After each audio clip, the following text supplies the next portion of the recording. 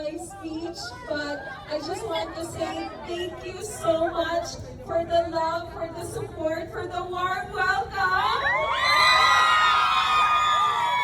Remember the moment I told you guys that I was just expecting 10 people.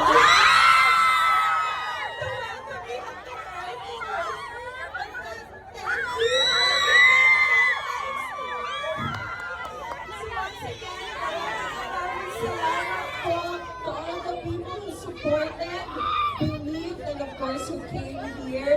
To all our media friends, kahit na mainit, nandito po kayo lahat to support us. Of course, to my Muchi family!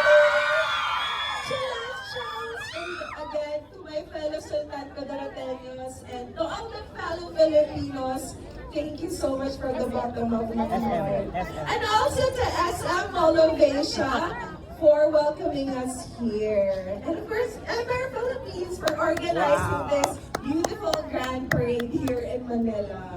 Again, maraming salamat po at mabuhay tayo lahat!